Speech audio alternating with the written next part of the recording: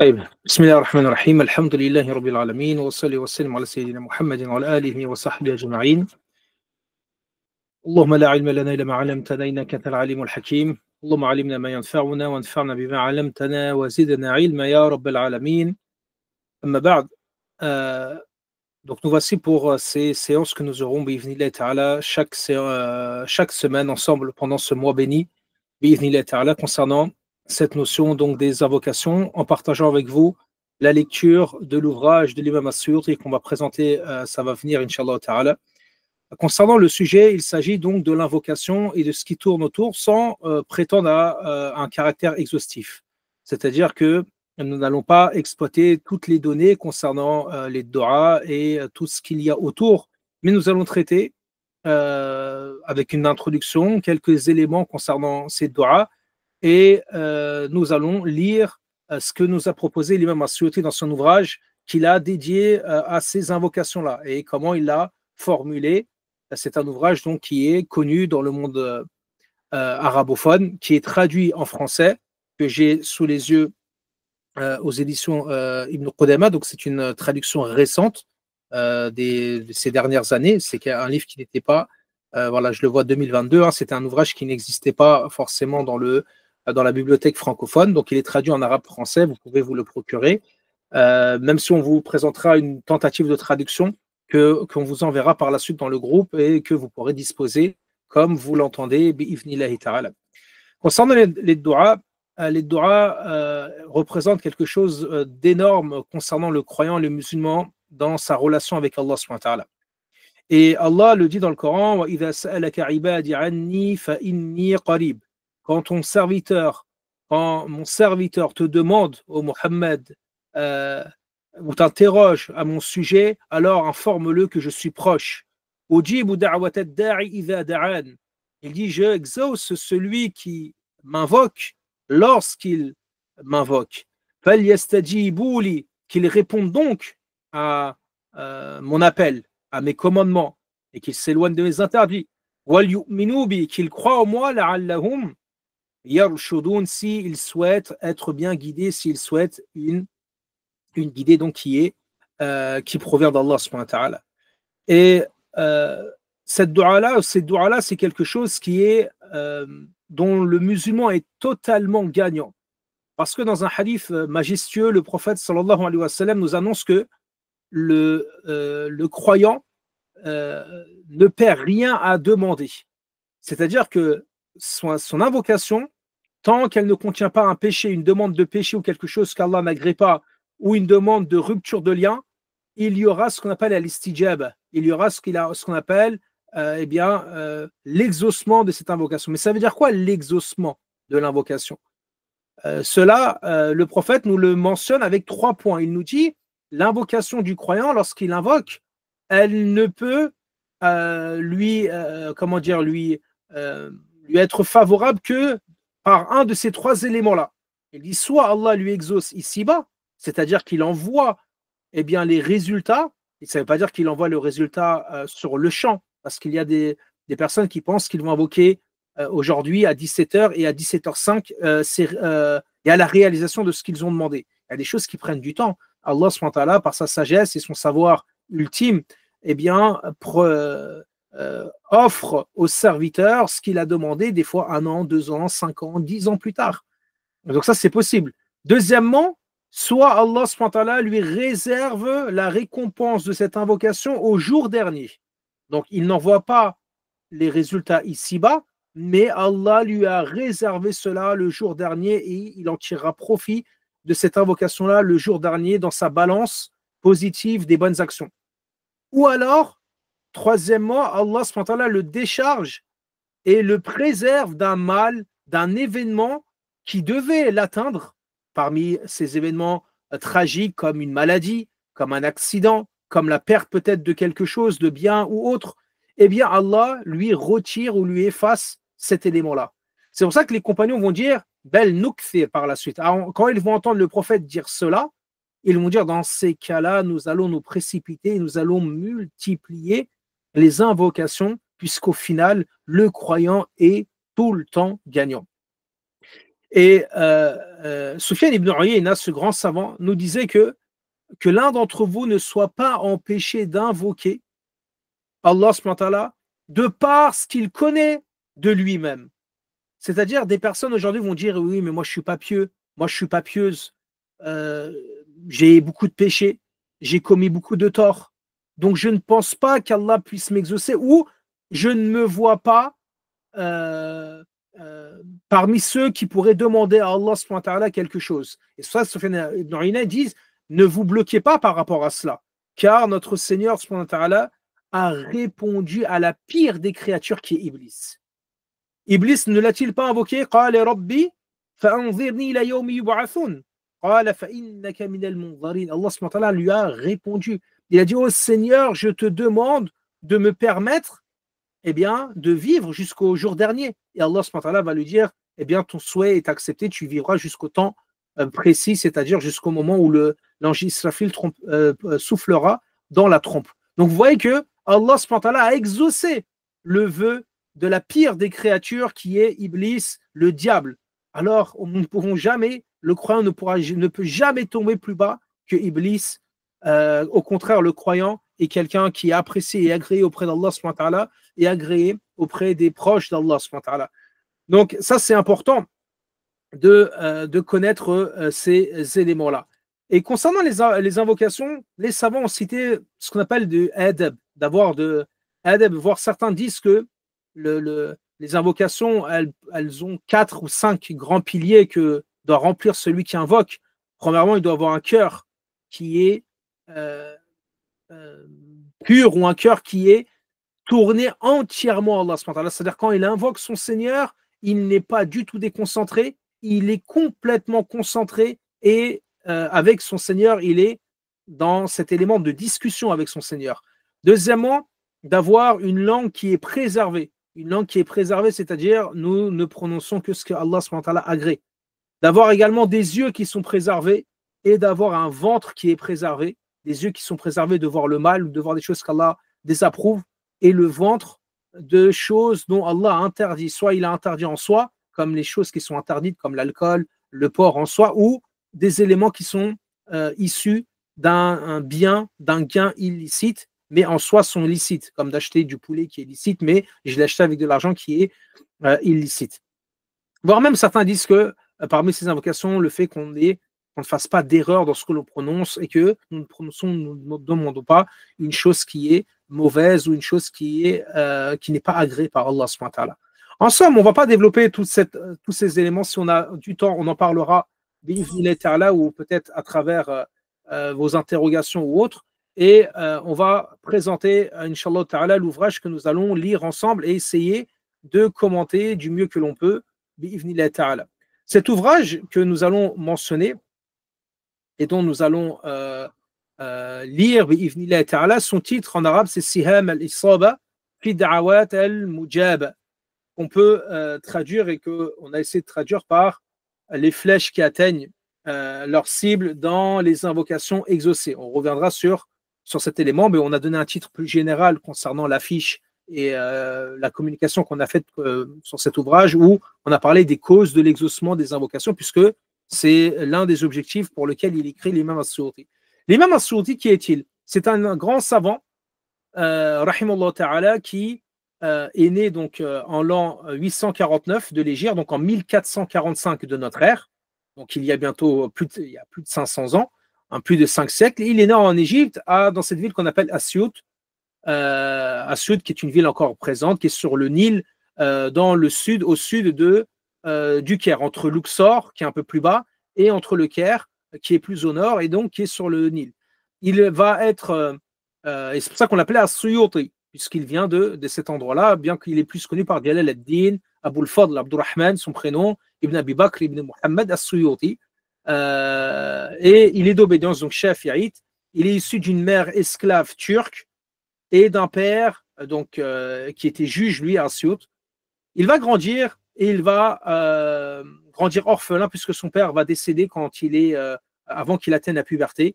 Et il va se consacrer à l'étude des sciences islamiques. Il va mémoriser le Coran jeune et il va mémoriser les ouvrages qui sont connus dans l'école de l'imam Shafi'i, comme Al-Umda, qui est un ouvrage connu, Al-Minhaj de l'imam Nawawi, l'Alfiya d'Ibn Malik dans la grammaire et d'autres ouvrages qu'il va mémoriser et il va exceller dans plusieurs disciplines, voire il va exceller presque dans toutes les sciences puisqu'il est connu que l'imam As-Suyuti a écrit dans toutes les sciences. Il n'a pas laissé une science sans qu'il a écrit. Et ses ouvrages dépassent les 500 livres. C'est-à-dire, les savants, ils ont essayé de les compter, ils sont presque arrivés à 600 ouvrages. Et quand on parle d'ouvrages, c'est juste le titre, hein, parce que certains de ces ouvrages-là font 10 tomes, d'autres font 5 tomes, d'autres font 2 tomes, d'autres sont des petits épîtres comme celui que nous allons vous présenter, que nous allons lire, qui ne dépasse pas les 40 pages. L'imam As-Suyuti va voyager dans plusieurs pays, au Chem, au Yémen, etc. Il va voyager dans plusieurs pays pour aller chercher le savoir après avoir extrait le savoir de son pays. Il va avoir un différent, puisqu'à son époque, il y a d'autres grands savants qui sont aussi érudits, voire peut-être plus que lui dans certains domaines, comme l'imam As-Sakhawi, qui est un des élèves d'Ibn Hajar. C'est pour ça que l'imam As-Sakhawi, dans un livre qui est connu, Ad-Daw al-Lamia, dans lequel il va écrire les biographies, eh bien, il va consacrer une biographie qui est, on va dire, assez invective concernant As-Suyuti. Il va vraiment l'attaquer. Il faut savoir que l'imam As-Suyuti s'est fait pas mal d'ennemis durant sa vie, des ennemis, entre guillemets, parmi d'autres savants. Donc, il y a eu des choses entre eux. Ça reste entre eux. Nous, il ne nous est pas demandé de rentrer entre eux dans ces détails-là et d'aller chercher, mais ce sont des éléments qui sont arrivés entre eux.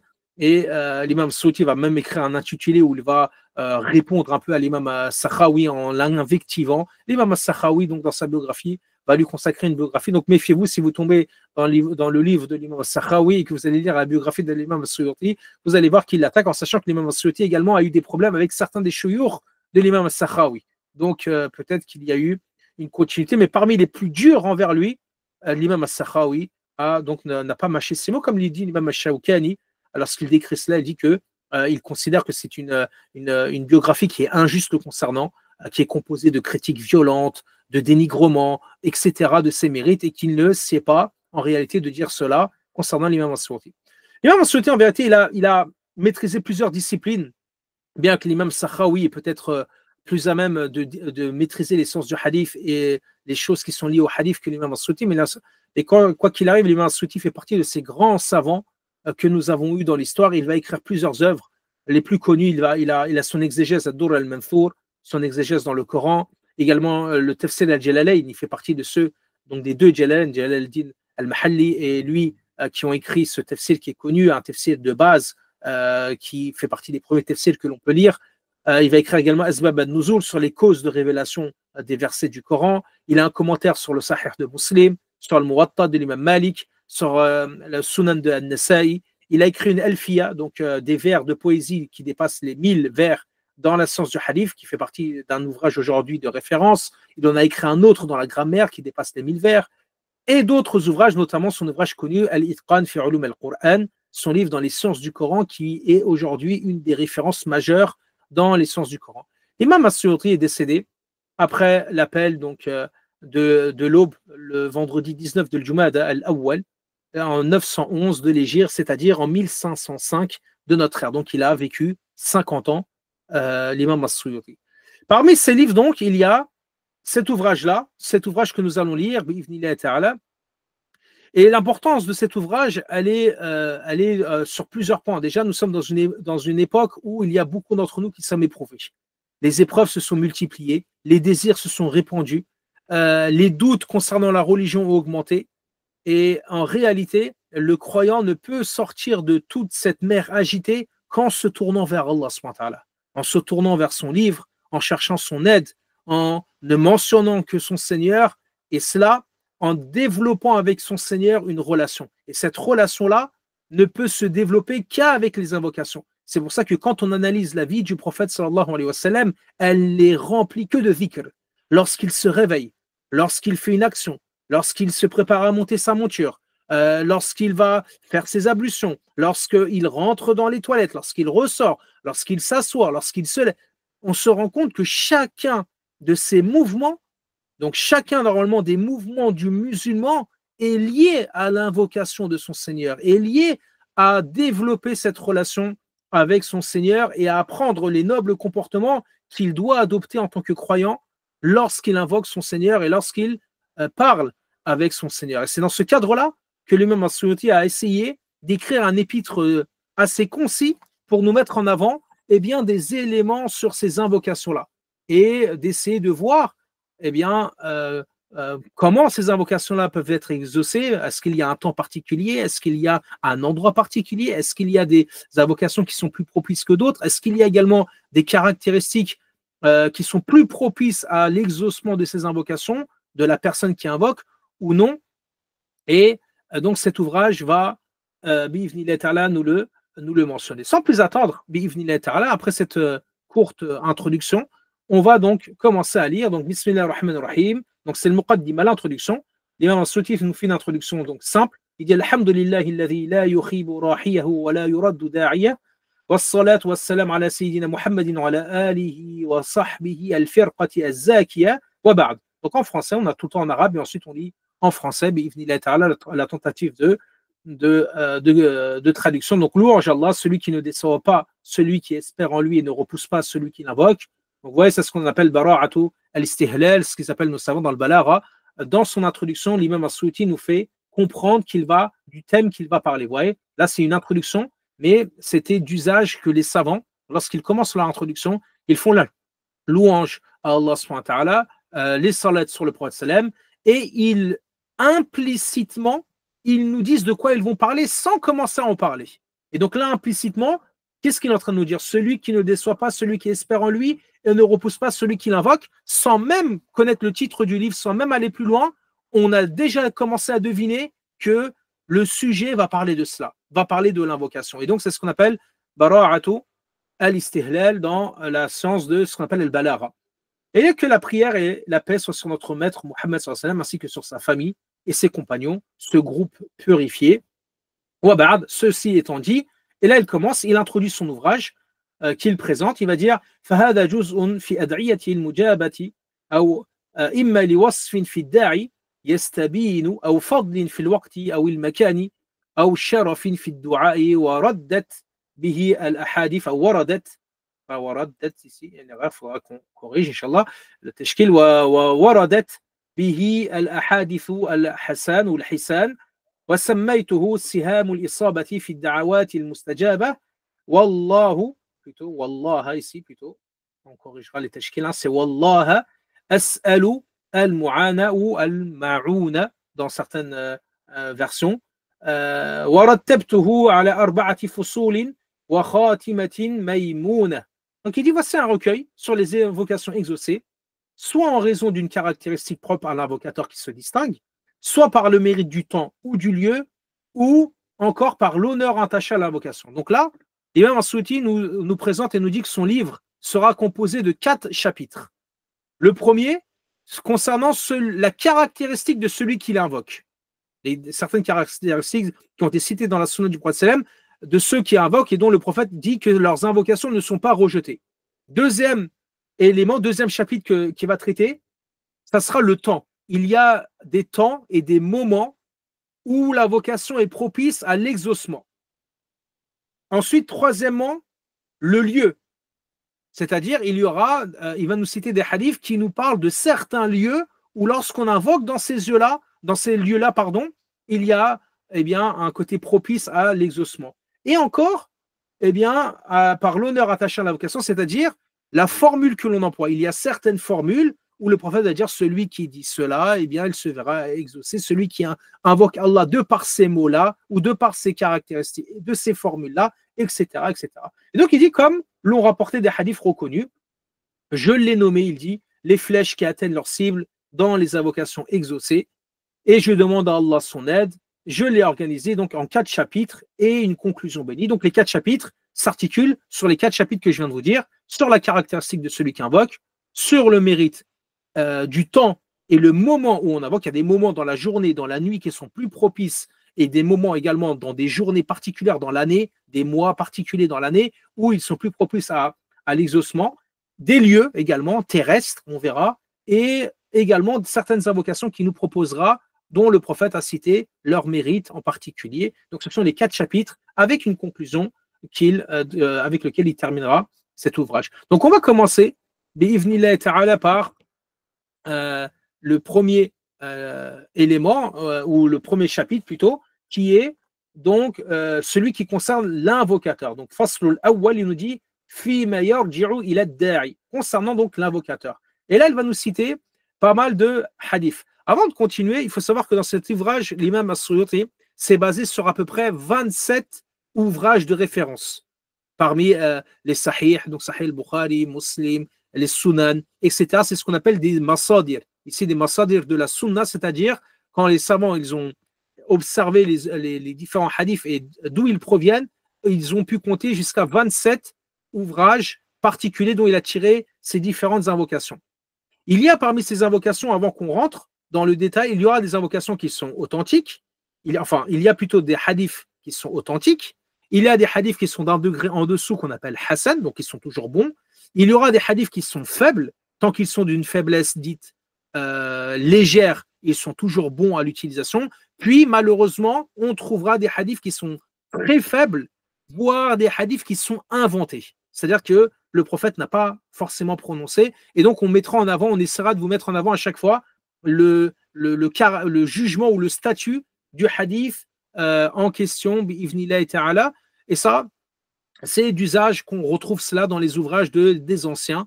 Ils mentionnent des fois pas mal de hadiths et surtout, ils écrivent de leur mémoire. Ils n'écrivent pas à travers Internet, à travers des copier-coller d'ouvrages ou Maktab al-Shamila aujourd'hui ou d'autres. Ils écrivent à travers leur tête. Et l'imam Suyuti, il est connu que, subhanallah, il écrivait beaucoup, il finissait à peine un livre qui ne revenait plus jamais à lui. Pourquoi? Parce qu'il passait à un autre. Et comme on vous a dit, il a écrit presque 600 livres en 50 ans. Si vous comptez qu'il n'a pas écrit dès le départ, donc dans les 10-15 premières années, c'est-à-dire sur 30 ans, il a écrit 600 ouvrages. Faisons le calcul de combien de temps il faut pour écrire tout ça sur l'année.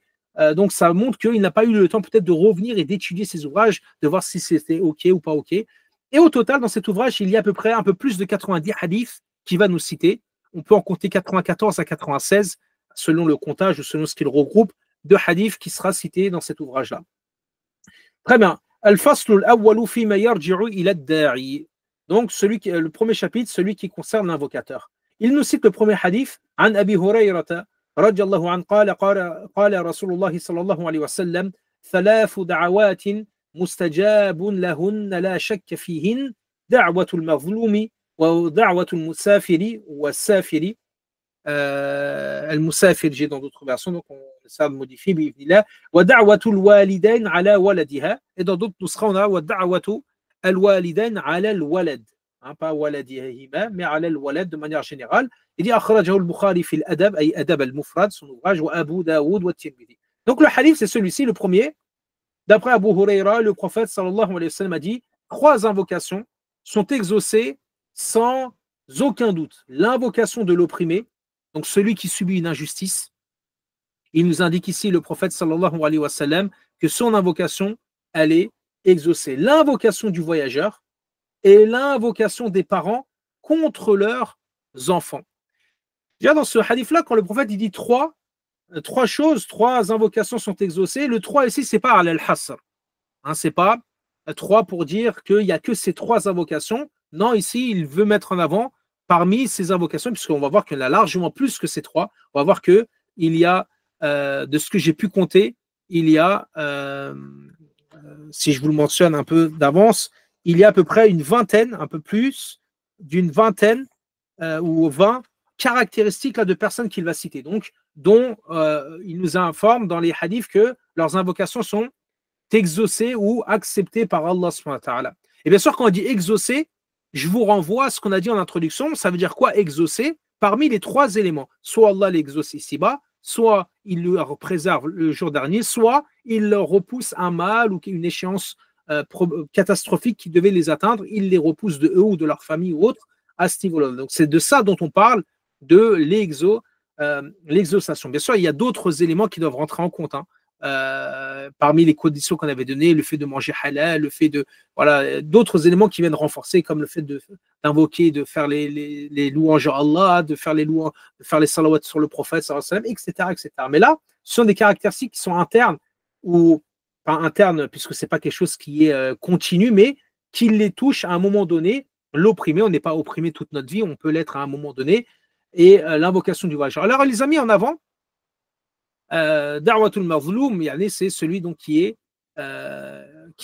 subit cette injustice. Pourquoi? Quels sont les secrets du fait que le prophète il évoque ces trois catégories?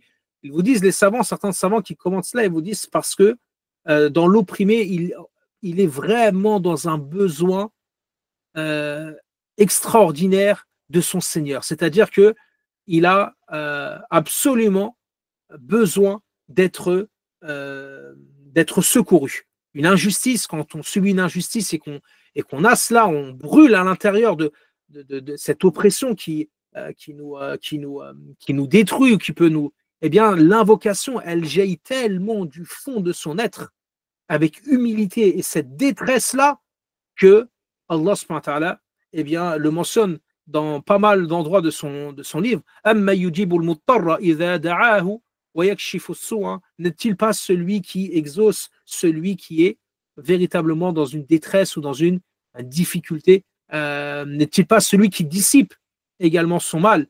Wala tahsabanna Allah ghafilan amma ya'malu adh-dhalimun. Allah également nous dit, ne pense pas que Allah soit inattentif à ce que œuvrent les criminels et les injustes, au contraire. Et dans une autre version de ce hadith-là, Allah va dire il dit, par ma puissance, je te secourrai, certes, et même si cela prendra du temps, je te secourrai pour celui qui est donc dans l'opprimé. Donc on évite de faire subir une injustice à une personne, car s'il invoque peut-être contre nous, on pourrait se retrouver dans des situations catastrophiques. Également, le prophète dans ce hadith-là nous mentionne le voyageur. Le voyageur, du fait qu'il entreprend un voyage, et le voyage, comme il le dit le prophète dans un hadith, as-safaru qit'atun min al-'adhab. Le voyage est une part ou a en soi une notion de châtiment. Donc un voyage, c'est jamais facile de quitter sa patrie et d'aller de voyager, d'être un étranger dans des terres, etc., de naviguer, etc. Tout ça, c'est pas facile. Et donc, ces gens-là sont également dans une détresse, sont également dans un besoin. On ressent encore plus le besoin quand on est loin de chez soi, loin de cette sécurité, loin de cette tranquillité, loin de ce confort. Et donc, ça rentre également dans ce cadre. Et l'invocation des parents contre leurs enfants ou leurs enfants, ici, donc dans cette version-là, là également, cette notion donc de faire attention qu'Allah subhanahu wa ta'ala nous préserve de faire du mal à nos parents. Alors comment concilier ce hadith-là, qui est un hadith qui est hassan, qui est bon, qui est correct, qui n'est pas faible, avec le hadith dans le Sahih de Muslim, selon Ubad ibn Samit, où le prophète sallallahu alayhi wa sallam va dire La tad'u ala anfusikum wa la tad'u ala awladikum. Donc comment concilier entre ce hadith-là et le hadith dans Sahih Muslim? Parce que dans Sahih Muslim, le prophète nous dit n'invoquez pas sur vos propres personnes et n'invoquez pas contre vos enfants. Pourquoi? Parce que l'invocation des parents vis-à-vis des enfants passe. Et donc, c'est pour éviter qu'il leur arrive quelque chose de tragique. Alors, certains vous disent qu'il n'y a pas de contradiction entre les deux, comme le dit l'imam al-Munawi dans son livre Fayd al-Qadir, qui est connu, un commentaire de hadith. Il va dire que ce hadith-là, celui-ci qui est là, donc l'invocation des parents contre leur enfant, indique l'invocation des parents sur leur enfant qui est fajir, leur enfant qui est donc en désobéissance totale, leur enfant qui leur nuit véritablement, dont ils n'espèrent pas sa piété, dont ils n'espèrent pas qu'il revienne. C'est de cela dont il s'agit. C'est pour ça qu'on concilie le hadith de base, qui est que si on a des enfants qui commettent de temps en temps des erreurs, mais qui sont des musulmans, qui pratiquent, qui essayent de cheminer vers Allah, dans ces cas-là, il nous est interdit d'invoquer contre eux, même quand ils nous font un mal à un moment donné, parce que ce n'est pas leur caractéristique première. Par contre, si cet enfant, il englobe ou il se part de cette caractéristique qui est la désobéissance vis-à-vis des parents et le fait de leur faire du mal, dans ces cas-là, ce hadith-là peut être utilisé contre, donc qu'on craigne l'invocation de nos parents sur nous, bi'ivnillahi ta'ala. Dans le hadith suivant, il va nous dire وأخرج أحمد والبزار بسند حسن عنه قال قال رسول الله صلى الله عليه وسلم دعوة المظلوم مستجابة وإن كان فاجرا ففجوره على نفسه ولأحمد من حديث أنس وإن كان كافرا. Il y a donc d'autres versions qui sont des versions Hassan, même si des savants ont divergé sur leur authenticité. Certains les ont rendues faibles, d'autres les ont rendues Hassan, c'est-à-dire d'une chaîne de transmission bonne, qui nous mentionne également, donc selon un autre hadith, le prophète sallam a dit l'invocation de l'opprimé est exaucée même s'il est un pervers. Son péché est contre lui. Donc, et dans une autre version par l'imam Ahmed, même s'il est mécréant. Pourquoi? Parce que dans le hadith, Allah subhanahu wa ta'ala a donné la caractéristique de l'opprimé, sans montrer ou sans mettre en avant sans mettre en avant ce qu'il est pieux ou il n'est pas pieux. C'est-à-dire que l'injuste, celui qui subit l'injustice, l'opprimé, le fait qu'il subit cette oppression est suffisante à ce que l'invocation soit exaucée. C'est-à-dire, pourquoi? Parce que même s'il est dans le péché, même s'il n'est pas quelqu'un qui est pieux, qu'il a des failles, qu'il a des manquements vis-à-vis d'Allah, parce que son péché, lui, il est contre lui. C'est-à-dire ce qu'il fait comme péché, ça le concerne. Par contre, la caractéristique qui le lie là, à ce moment-là, c'est-à-dire l'oppression qu'il subit, elle est suffisante puisque Allah l'a généralisée dans celui qui subit une injustice. Et dans cette version-là, même s'il est mécréant, comme il est rapporté dans la version de l'imam Ahmed, certains savants l'ont rendu faible, d'autres l'ont rendu Hassan de manière générale, mais ça montre qu'il faut faire attention de ne pas faire partie de ceux qui oppressent. Allah subhanahu wa ta'ala a promis sa malédiction dans le Coran, ala la'anatullah ala zalimin. Le mal ou la malédiction d'Allah subhanahu wa ta'ala est sur les injustes. Donc Allah nous préserve. Attention, l'injustice, elle est de plusieurs ordres. Elle est de plusieurs également, de différentes catégories socio-professionnelles, de différentes personnes. L'injustice, c'est pas seulement un gouverneur qui opprime sa population.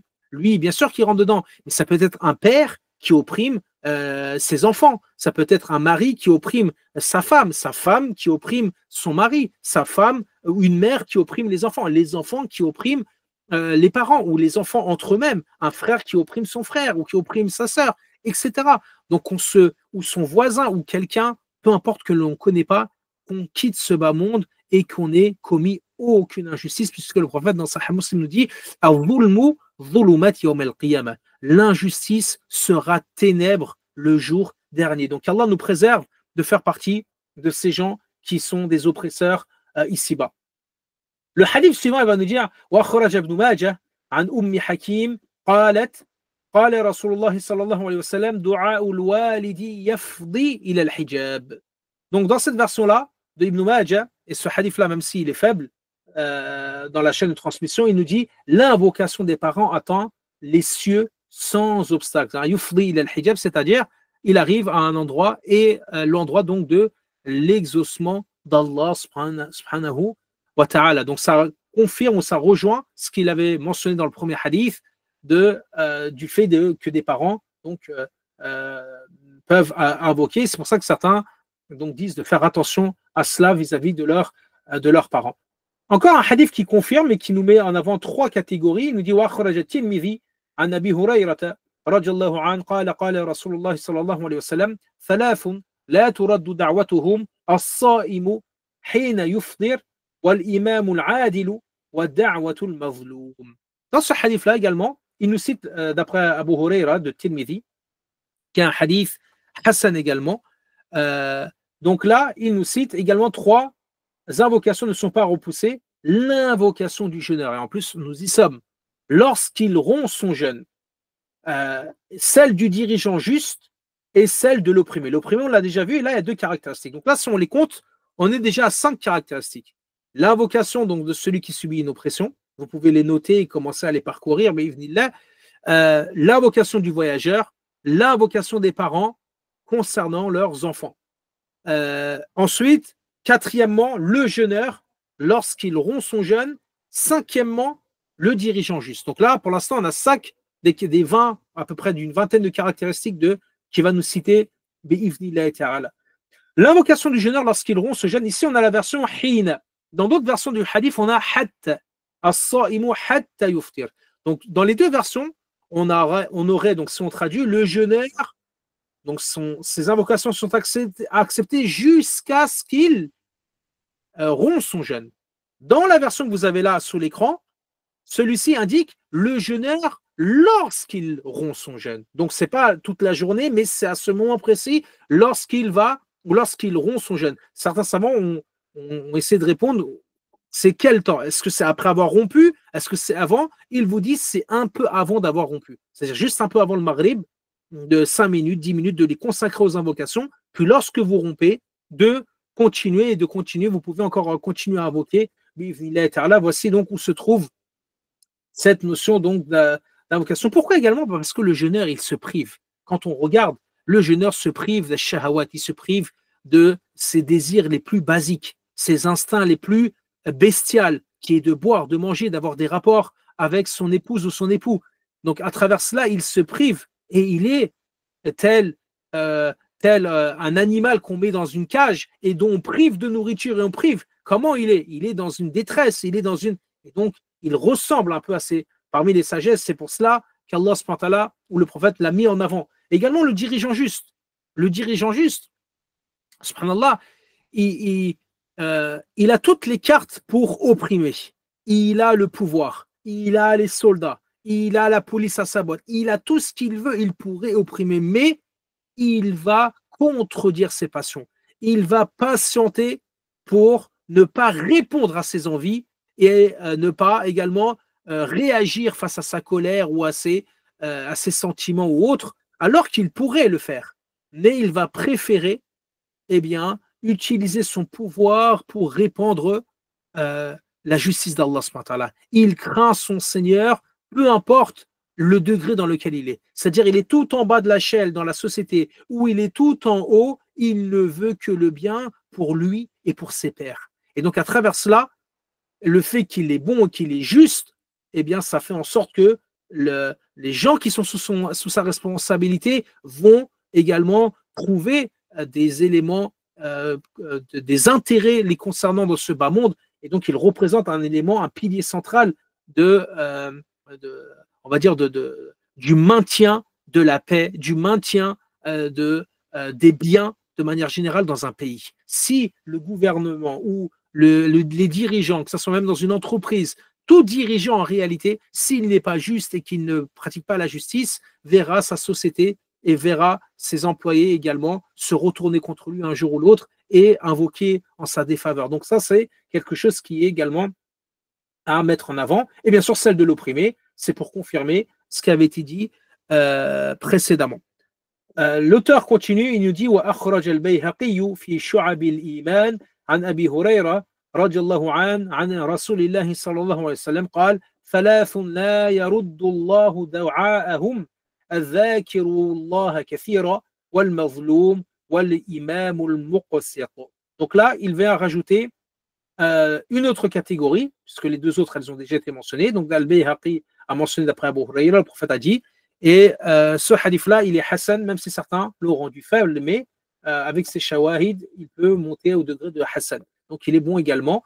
3 personnes dont l'invocation n'est pas rejetée par Allah subhanahu wa ta'ala, celui qui invoque Allah abondamment, l'opprimé et le dirigeant équitable. Donc, l'opprimé et le dirigeant équitable, on les avait déjà mentionnés. Donc, c'était déjà des caractéristiques que l'on avait, qui sont confirmées par ce hadith. Donc, une sixième catégorie se rajoute celui qui invoque Allah abondamment, en sachant que celui qui invoque Allah abondamment, alors il est plus proche de lui et il est plus proche de voir sa doua exaucée. Allah ne dit-il pas « Fadhkuruni adhkurkum washkuruli wa la takfurun » Allah dit dans le Coran, dans Surat Al-Baqarah, « Invoquez-moi, mentionnez-moi et je vous mentionnerai. » Celui qui mentionne Allah et dont Allah le mentionne, vous pensez qu'Allah va l'oublier? Vous pensez que son Seigneur va le délaisser? وَمَا كَانَ رَبُّكَ نَسِيًّا مَا وَدَّعَكَ رَبُّكَ وَمَا قَلَى. Ton Seigneur ne t'a ni abandonné ni t'a délaissé. Donc vous pensez que celui qui invoque Allah, Allah ne va-t-il pas le prendre en charge et mettre en avant et lui pourvoir ses besoins et autres. وَاشْكُرُوا وَلَا تَكْفُرُونَ et faites preuve de gratitude et ne soyez pas ingrats vis-à-vis de moi, comme le dit Allah dans le Coran. Donc ça, c'est également une caractéristique qui nous invoque. Il nous dit par la suite وأخرج أبو نعيم في الحلية عن ثوبان قال قال رسول الله صلى الله عليه وسلم 4 دعوتهم مستجابة الإمام العادل والرجل يدعو لأخيه بظهر الغيب ودعوة المظلوم ورجل يدعو لولده. Donc là, dans cette version, Premièrement, il nous dit, donc Abu Nu'aym rapporte dans Hilya. Abu Nu'aym ne le rapporte pas dans sa Hilya en réalité, même si l'imam As-Suyuti, est-ce que c'est une erreur de sa part ou est-ce que le Hilya était plus rempli à son époque et il nous est parvenu avec un axe? Allah alam, en tout cas, ça a l'air plus d'être un sahou, donc une erreur de sa part. Il le rapporte plutôt dans son ouvrage Ma'rifatus Sahaba. Hein, ce hadith-là, il ne le rapporte pas dans le Hilya, mais dans son autre ouvrage qu'il a appelé Ma'rifatus Sahaba. Également, Thawban, c'est une erreur qu'on trouve dans certains nusra de cet ouvrage-là. C'est une erreur. Le compagnon qui est à mettre en avant, c'est pas Thawban, mais c'est plutôt Wathila. Ibn al-Asqa', c'est lui. Donc Thawban, il a été rapporté dans certains manuscrits de cet ouvrage, mais dans les autres manuscrits, la majorité des manuscrits, c'est Wathila, et le Wathila, c'est ce compagnon-là qui rapporte. Donc Thawban, c'est une erreur ici que l'auteur a mentionné dans une de ses nosars. À la kullin, ce hadith-là, également qui est jugé faible ou voire très faible par certains savants, où il nous dit 4 personnes voient leurs invocations exaucées. Donc le dirigeant, bien sûr, quand on dit faible ou très faible, ça ne veut pas dire que le contenu l'est, parce que c'est cette chaîne de transmission de ce hadith-là, parce que vous avez vu que ces éléments qui sont cités dans ce hadith-là sont confirmés dans d'autres hadiths qui sont eux, bons ou authentiques. Donc, ici, c'est par rapport à ce hadith-là qui est rapporté de cette chaîne de transmission-là qui, lui, pose problème. Donc ça, c'est quelque chose d'important à savoir. Des fois, vous pouvez tomber sur un hadith, c'est écrit, le hadith, il est faible. Mais ce hadith-là, il est faible dans cette chaîne de transmission-là. Il est possible que ce même hadith avec ce contenu, c'est-à-dire le matn, ce qu'on appelle le texte, il vient dans une autre chaîne de transmission, et dans une autre chaîne de transmission, il est bon ou il est correct, ou il est rapporté dans le sens, dans un autre hadith qui est correct et qui renforce. Donc ça, il faut faire attention à cette notion de faible ou authentique.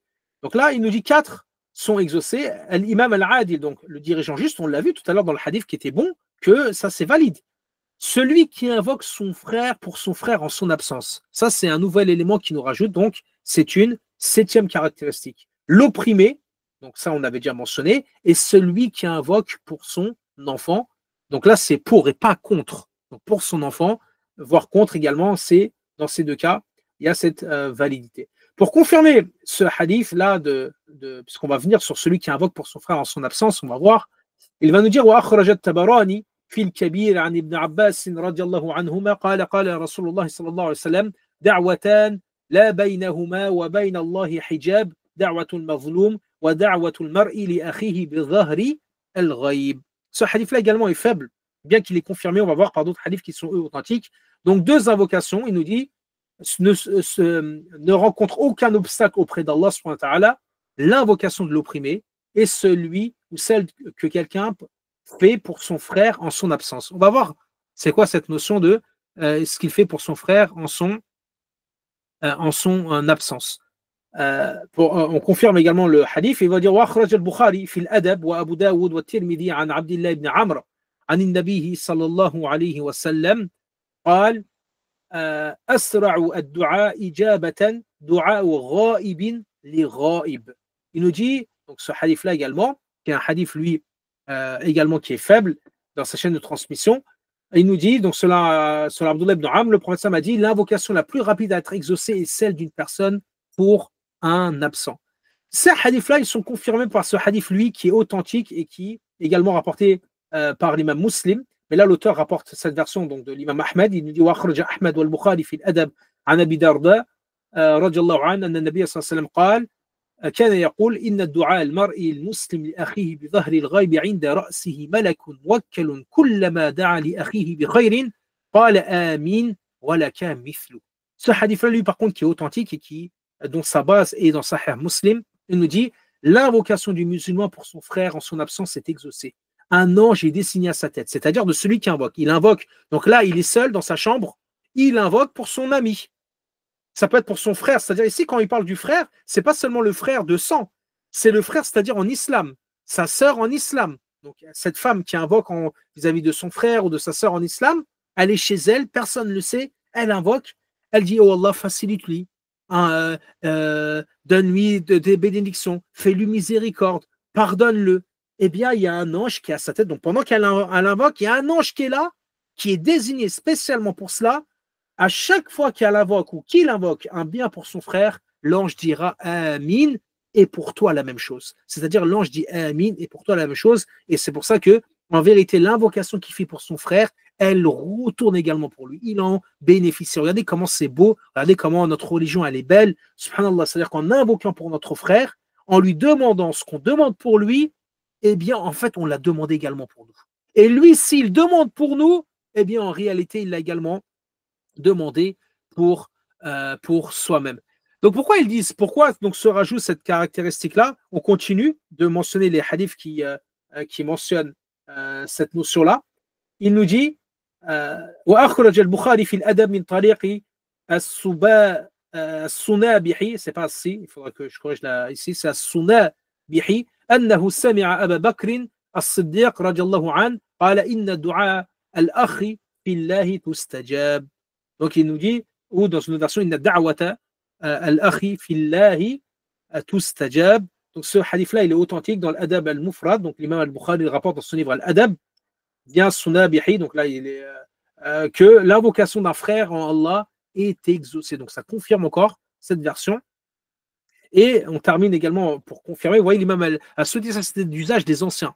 Les anciens, quand vous retournez dans leurs ouvrages, surtout les savants du hadith, vous voyez que sur un sujet, ils aiment bien multiplier les hadiths de différentes chaînes de transmission, de différentes paroles pour appuyer. Même quand c'est un hadith qui est authentique dans le Bukhari, ils pourraient s'en contenter, ils aiment bien multiplier des fois pour mettre des fois en avant des nuances. Dans ce hadith-là, il y a une petite nuance qu'il n'y a pas dans celui-ci. Dans celui-là, il y a une parole qui est un peu plus poussée et un peu plus de détails qu'il n'y a pas dans celui-là. Et c'était l'adage donc de nos savants de faire ça. C'est pour ça que l'imam Souti multiplie ces hadiths pour confirmer que cet élément-là eh bien, est source d'exaucement auprès d'Allah subhanahu wa ta'ala. Il nous dit وأخرج البزار عن عمران ابن حسين قال رسول الله صلى الله عليه وسلم دعاء الأخ لأخيه بظهر الغيب لا يرد. Donc ça, c'est également d'après Imran ibn Hussein, le prophète m'a dit l'invocation d'un frère pour son frère en son absence n'est pas rejetée. Pourquoi il dit ça les savants? Parce qu'ils disent que cette invocation-là qui est faite en secret, elle ne peut émaner que d'un cœur qui est aimant, que d'un cœur qui est sincère. Parce que, et toute ostentation, parce que vous le faites discrètement, vous le faites chez vous, dans la rue, peu importe, personne ne vous écoute. Personne ne sait que vous êtes en train d'invoquer vis-à-vis de votre voisin, vis-à-vis de votre frère à la mosquée que vous appréciez ou de votre sœur, vis-à-vis d'un imam, vis-à-vis de votre professeur, vis-à-vis de votre élève. Personne ne le sait. C'est pour ça que comme elle émane du cœur et que ça montre la sincérité que vous avez d'invoquer Allah pour cette personne et de penser pour elle, eh bien, il y a de là de quoi être exaucé et d'être exaucé dans les deux sens. C'est-à-dire pour celui pour qui vous invoquez et pour vous-même, puisque l'invocation vous revient, subhanallah, comme un boomerang, mais un boomerang ici positif. Et ça montre donc la beauté de cette religion et du fait que nous sommes un corps uni, que cette communauté est un corps uni et que nous faisons qu'un à ce titre. On va, bi'ivnillah ta'ala, s'arrêter ici. Il y a d'autres éléments à mentionner, mais le temps ne nous permet pas de continuer. Bi'ivnillah, nous avons d'autres impératifs. Bi'ivnillah ta'ala. Donc, nous continuerons sur cet ouvrage-là. Nous restera donc de clôturer cette première partie et donc on va rentrer dans le chapitre maintenant du temps. Quels sont les moments propices à l'invocation? Puis, les endroits, quels sont les endroits terrestres qui mentionnent l'exaucement des invocations? Puis, quelles sont dans le dernier chapitre les invocations que met en avant l'imam As-Suyuti qui ont une valeur intrinsèque que le prophète a confirmée pour que nos invocations ou que nos demandes soient exaucées auprès d'Allah bi'ivnillah ta'ala. Wallahu ta'ala a'lam. Très bien, il n'y a pas de questions particulières. On va clôturer. Subhanakallahumma wa bihamdika ashhadu an la ilaha illa ant أستغفرك وأتوب إليك اللهم صل وسلم وبارك على سيدنا محمد وعلى آله وصحبه أجمعين سبحان ربك رب العزة عما يصفون والسلام على المرسلين والحمد لله رب العالمين بارك الله فيكم. Je vous souhaite à tous un bon Ramadan et ne nous oubliez pas dans vos invocations en privé en notre absence et nous ne vous oublierons pas également d'invoquer également pour nos frères et sœurs dans le monde entier qui subissent une oppression et autres, et qui sont dans des difficultés, de ne pas les oublier dans nos invocations et dans nos pensées également. Lorsque nous mangeons, nous sommes dans un confort chaque soir qu'Allah nous a octroyé, et ça fait partie des plus grands bienfaits qu'Allah nous a donnés. Barakallahu fikum, et à la semaine prochaine, bi'idhnillahi ta'ala, wassalamu alaykum wa rahmatullahi ta'ala wa barakatuh, wallahu ta'ala a'la wa a'lam.